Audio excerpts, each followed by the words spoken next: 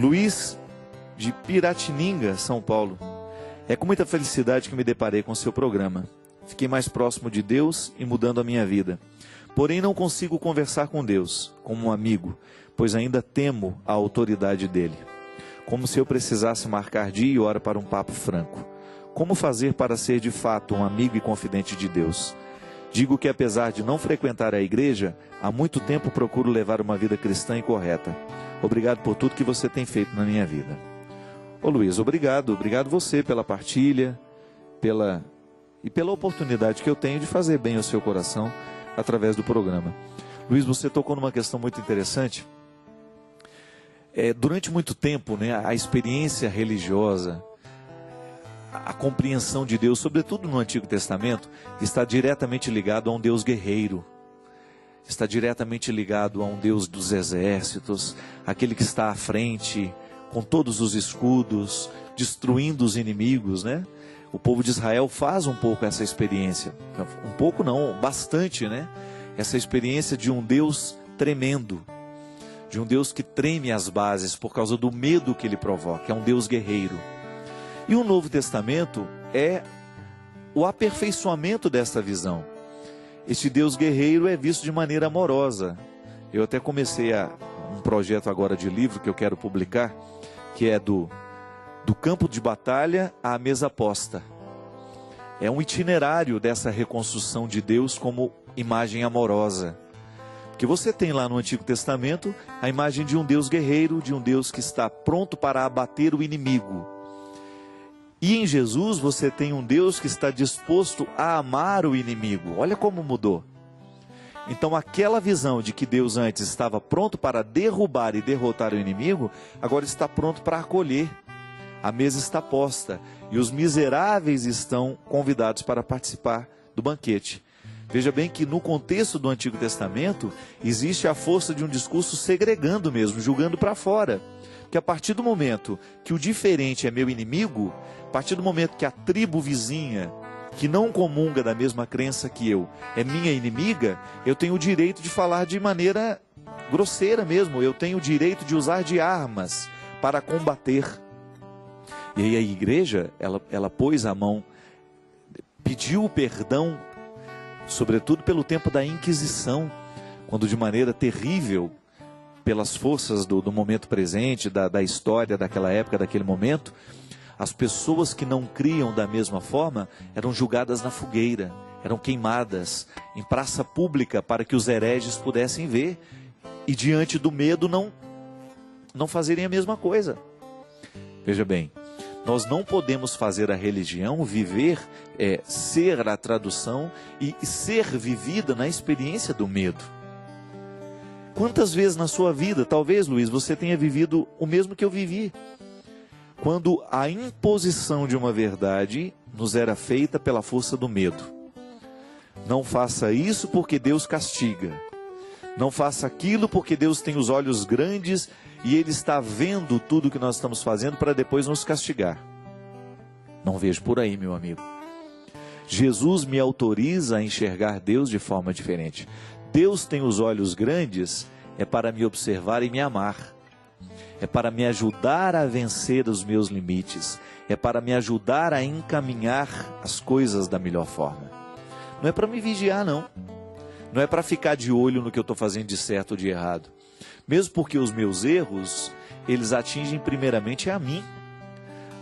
É engraçado isso, né? Mas às vezes a gente tem a ingenuidade de pensar que o meu erro é um agravo contra Deus. Claro que é um agravo contra Deus, mas só é agravo contra Deus porque é agravo contra mim. Deus me ama e a partir do momento que eu me machuco, Deus sente as consequências do meu erro. É como você sabe disso na prática. Você ama o seu filho e ele usa droga. A droga do seu filho atenta primeiramente contra ele. Mas porque atenta contra ele e a gente o ama, a gente sente também.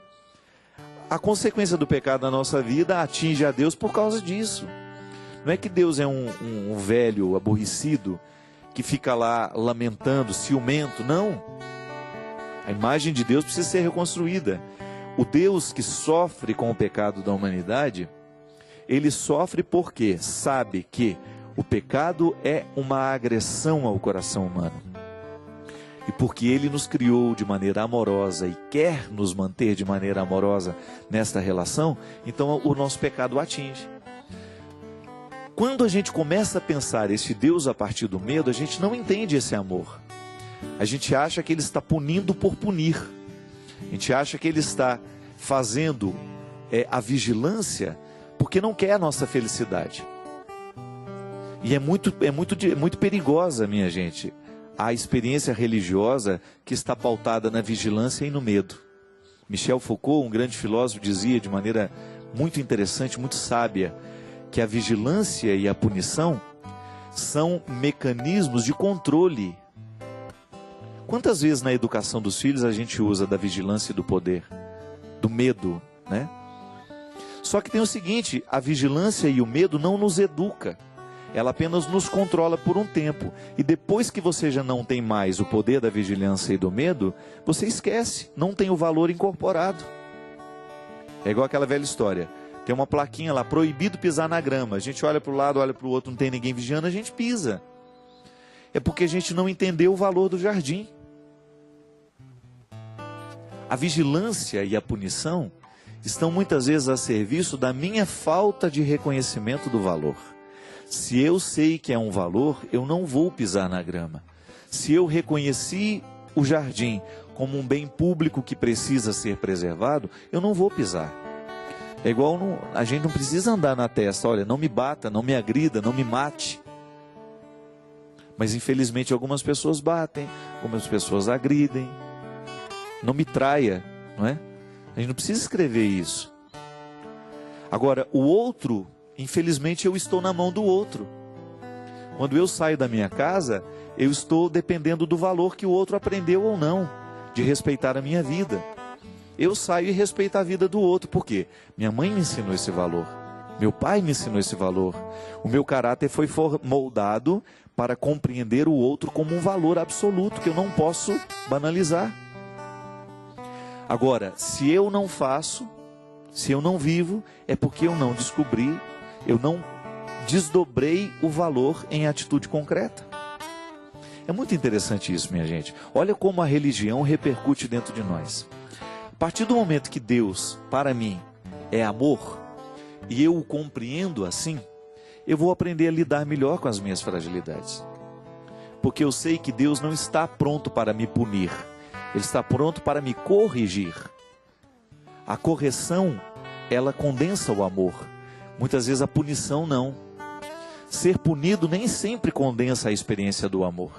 Muitas vezes eu não consigo viver e reconhecer no amor, na experiência do outro, naquilo que o outro está fazendo por mim, o seu amor.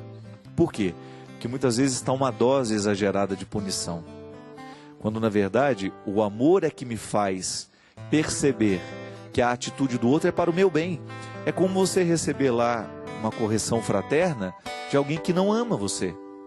Receber uma correção fraterna que alguém que tem uma arma na mão é horrível. Que coloca na sua cabeça, né? Metáfora isso, não estou dizendo uma arma de verdade. Muda, faz isso, papapá. E se você não percebe que existe uma expressão amorosa naquilo, você não vai ouvir, você não vai dar atenção. Agora, quando você percebe que o conselho que você está recebendo está carregado de afeto, de interesse por você, aí é diferente. Você começa a abrir o ouvido, prestar atenção no que o outro está dizendo. Por isso que é muito bom você ter pessoas que façam parte do seu processo humano com profundidade.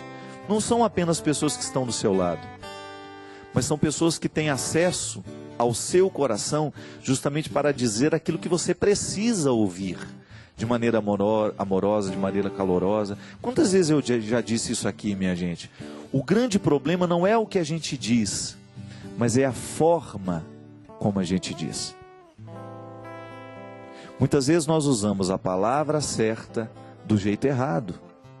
Ou muitas vezes usamos a palavra errada, mas do jeito certo. Mas não pode. Eu não posso ter essa confusão.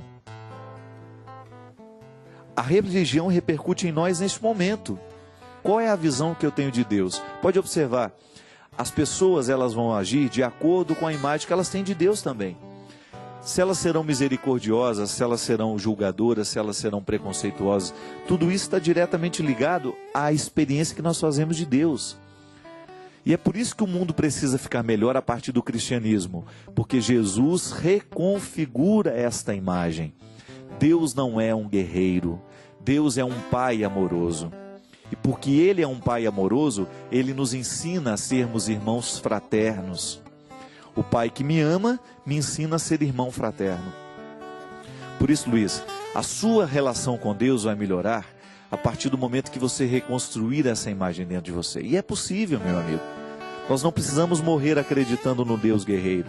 Leia os evangelhos, mergulhe no mistério dos evangelhos, entre na beleza dessas passagens, desse Jesus que nos revela a face amorosa de Deus. É o melhor jeito de você reconstruir essa imagem, muitas vezes terrível, que você tem de Deus. A Adélia Prado, a obra dela, é muito marcada pela religiosidade, já falei isso aqui várias vezes, né? E é bonito quando você percebe na obra de Adélia, esta visão de um Deus terrível sendo ressignificado. Quando o Deus terrível passa pelo crivo do amor agora. E é por isso que nós dizemos de maneira bonita, Jesus é a hermenêutica do Pai. O que é hermenêutica? É a interpretação, a ciência da interpretação. Então você só pode interpretar o Antigo Testamento a partir do Novo. Jesus é a hermenêutica, é a regra de interpretação. Você não pode interpretar o Antigo Testamento sem a conexão com o Novo. Porque senão a gente vai achar que a gente tem direito de matar os inimigos da gente. Que nós vamos ter o direito de apontar as armas para a tribo vizinha e matar só porque eles são diferentes de nós. Olha os problemas religiosos no mundo. Estão diretamente associados a esta intolerância. Quando nós não temos uma imagem de um Deus amoroso, nós corremos o risco de ter uma imagem de um Deus guerreiro, que nos autoriza a luta, que nos autoriza a agressividade, que nos autoriza o espírito tribal. E o espírito tribal não constrói sociedade, minha gente. A sociedade só pode ser verdadeiramente construída a partir do espírito fraterno, que nos permite olhar para o diferente de maneira amorosa e acolhê-lo, mesmo sendo ele diferente de nós.